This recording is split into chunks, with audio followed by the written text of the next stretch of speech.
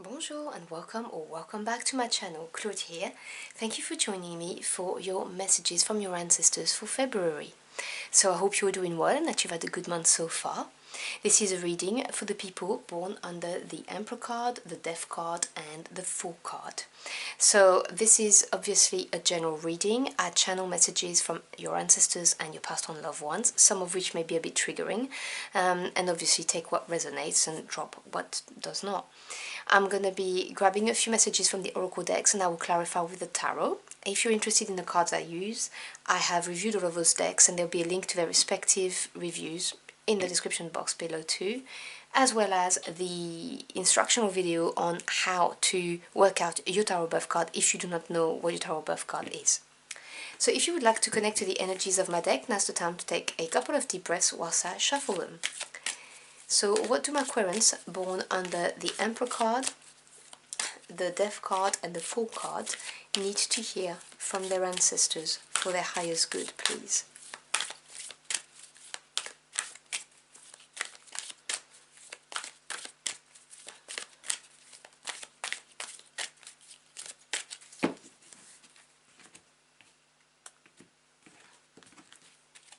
So I'm going to grab a couple from this deck and a couple from this one.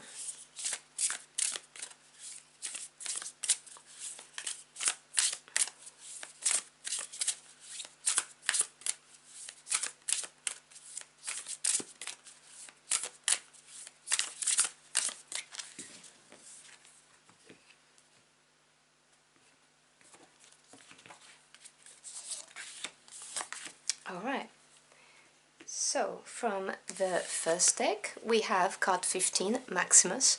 How can you feed others when your own table is empty? And we also have Oblivion, card 20, Open your arms.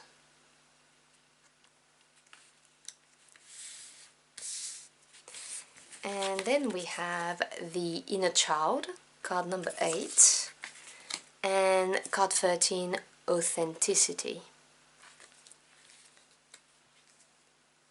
Okay, so I am getting a strong energy of resistance to receiving. That's what they're saying to me. You are somebody, if this message resonates for you anyway, who gives a lot. You give a lot to others, you are always available, a very good person, very good heart, but you don't receive easily. You're always on that giving mode, and this is taking its toll. That's why you've got this card, Maximus, here. How can you feed others when your own table is empty? You need to open up. That's what you've got, open your arms here. You need to, we give better from a full place than we do from an empty place. It's like you're operating on empty fumes, is what I'm hearing. And this card of the Inner Child, there may be something to do with a wound that happened during your childhood that has been buried, not dealt with, or has just simply not healed properly. And it may well be why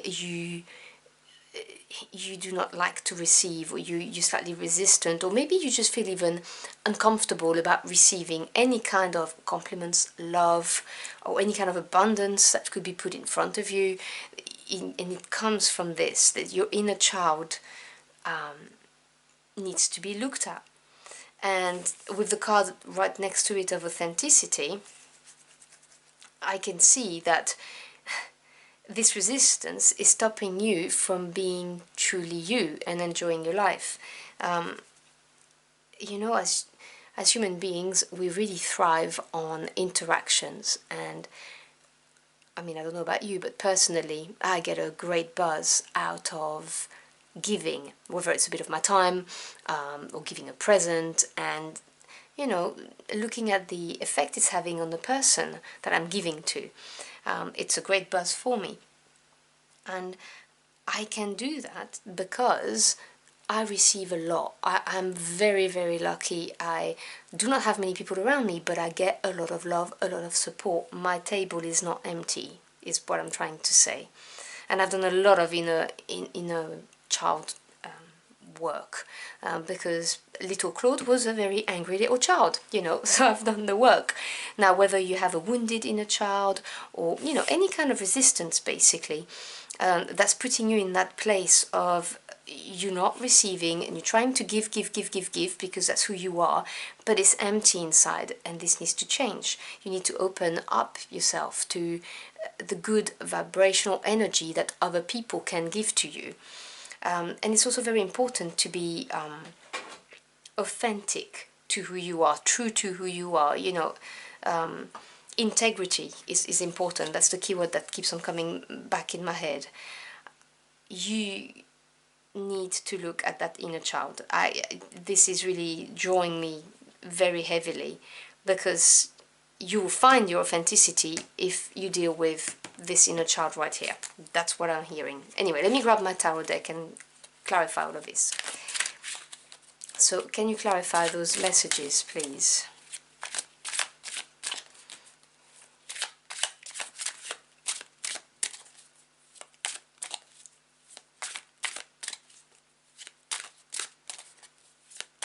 You know, we love so much better when we love ourselves as well. That's another thing that I'm hearing.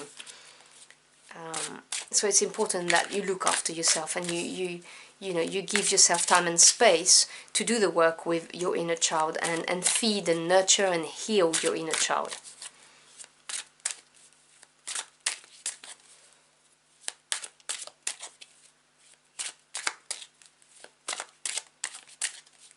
This is not easy work, by the way, just so we're clear, and I'm not judging. Please do not think I am. Right, so let's see what we have. So we have the Ace of Swords, the Queen of Swords, yep, the Six of Pentacles, and the Six of Swords. Okay, so 2 sixes, 3 swords out of 4 as well. Bottom of the deck, which is the energy at work that you may not be aware of, we have the 10 of Swords. Okay, so there's a lot of swords energy going on here, and the swords represent the mental body. So it represents the experiences that you've had, you know, the knowledge you gained from them, the truths, the deep truths. And I always say, you know, the swords, they can cut. It's not easy energy, but it's a decisive energy. In other words, it's a suit of action. It delivers you, it frees you, it makes you grow, it makes you move forward.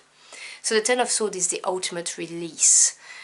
This is accepting something for what it is and healing from it, because you're in total acceptance, you understand why it happened, and you let it go.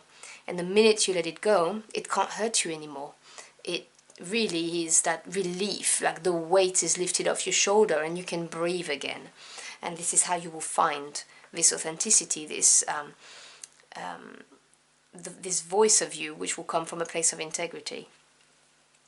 And I can see that there is a lot of mental energy here. This is an epiphany, okay? The Ace of Swords is, to me, the epiphany card. It's a moment of clarity that brings you a victory over whatever it is that was bogging you down. So this is going to come as a realization. How can you feed others when your own table is empty? Because you may not even have noticed that you are operating from an empty space. Because you're such a good person, you give, and you give. They keep on repeating that to me. You're such a good person, you've got a good heart. And so you give, and you give, and you've not even noticed that you've not had nourishment yourself. And this is going to come as a light bulb moment, you know, that Ace of Swords is going to pierce. So you will know when this happens, and this reading may be this for you. And the Queen of Swords, well, the Queen of Swords, and please, when I deal with court cards, just the energy, right? No genders attached. The Queen of Swords is somebody who represents patience and understanding of their suit. So this is someone who has clarity, who's gained clarity. It's a big jump to go from the Ace of Swords to the Queen of Swords. And the Queen of Swords, generally speaking, however, has a sword up because they protect themselves. but this is somebody who will look at things from a factual point of view and will realize, this is someone you can reason with, someone who will realize, okay, I see what's happening here. So, Ace of Swords, Queen of Swords, clarity leading to understanding of what's happened and what needs to be done, a forward moving energy. Very, very good combination, really. And understanding that you need to drop that sword, that it's okay. You now need to nourish, you need to get the love, you need to, receive, because the queens also represent the yin side. The kings are the yang, they take action, the male energy. This is the female energy, the divine feminine. This is the receptivity. And under the inner child, you've got the Six of Pentacles. Now, I love sixes, generally speaking, because sixes come after five, which is the energy of disruption or changes or challenges if you go against the change. If you embrace it, you grow exponentially, which is what these cards are showing me. So Pentacles represent earth energy, they represent the physical body, the daily life. The Six of Pentacles is a perfect harmony, an equilibrium between giving and receiving, which is what this message is all about. Your ancestors are saying you're giving too much and you're not receiving enough, and your inner child needs attention. And the Six of Pentacles arriving here is saying you will bring about equilibrium, harmony and balance in your everyday life when you deal with this. This is also a very pragmatic energy, so this is really attending to it in a practical manner, doing the work, but also putting things into action in order to get to that point, to address your inner child. And as I said to you, once the work is done, you will find that you operate from integrity, from your genuine, authentic self. And the Six of Swords is that beautiful energy of having learnt the lessons that needed to be learnt, and taking them with you. That's where you always see the swords on the barge with the person. It's also turning your back to difficulties. So whatever the reason is why you're being told to deal with your inner child, why you are operating from an empty table, as the cards say, no matter what the reason is, the Six of Swords is saying you're going to turn your back on that and look at the future in a much more optimistic way, because you're going to have that epiphany with the Ace of Swords. The Queen of Swords energy is going to cut what no longer serves you, look at things from a factual point of view and gain that deep understanding of what needs to happen to get the release of the Ten of Swords, and then you can move on confidently. So I'm going to grab a couple of messages from this oracle deck to close out your reading. I'm sorry, my neighbours has decided to work in his garden, so now we're getting noises. So can we have some closing messages from Aquarians, please? But it's very important that you deal with that inner child. They keep on saying to me, because, those 10 swords, you don't want them permanently in your back. You want them gone. And notice as well, which I didn't mention, that we start here with the ace and we get to the completion in the 10. So it clearly tells you that this is going to come to an end. This is a process and it's going to come to an end. You're going to get there, which obviously is very positive. Okay.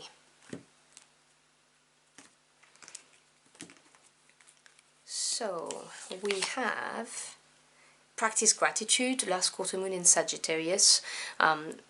This is obviously a message of, be grateful for what you've got. Things may not look, as ideal as you would like them to be, but obviously, the energy of gratitude is the highest level of vibration you can give off. And so when you are in gratitude mode, you attract positive things and things tend to look better. Your outlook changes. With this Six of Swords, looking towards the future in a positive manner. It starts from looking at things from a place of gratitude. I've got this, I've got that. Whether we're looking at financial things or just simply your health or people who love you around you, that kind of thing. And the final message is the new moon in Sagittarius. You've got 2 Sagittarius moons, by the way, which is fire energy. Focus on the positive. You see, again, I was telling you about the best manifestation we get is when we look at things from a place of gratitude, which is the highest level of vibrational energy you can give off. Focus on the positive. It's really, your ancestors are telling you we meant what we said. Focus on the positive. 6 of Swords. Leave the trouble and the dark in the back. Look towards the future positively. You know, this is going to go away. You're going to be released from this heavy energy and so on. Really, really just, if you start thinking negatively and you can't think of something positive, just practice mindfulness, ground yourself, go for a walk, do something unrelated that keeps your mind busy so you do not get into the heavy energy of the 9 or the 10 of Swords, because your ancestors are very clear about this. Things are gonna get moving as soon as you address that inner child and this kind of emptiness that's going on there. So I hope that you've enjoyed your message and your journey for the cards with me. If you did, do let me know in the comment box below. I'd love to hear from you. And as always, I thank you for your time. It's your most precious commodity. I'm truly humbled you chose to spend it with me. I wish you a fantastic end of the month, and I will see you again very soon. Until next time, au revoir.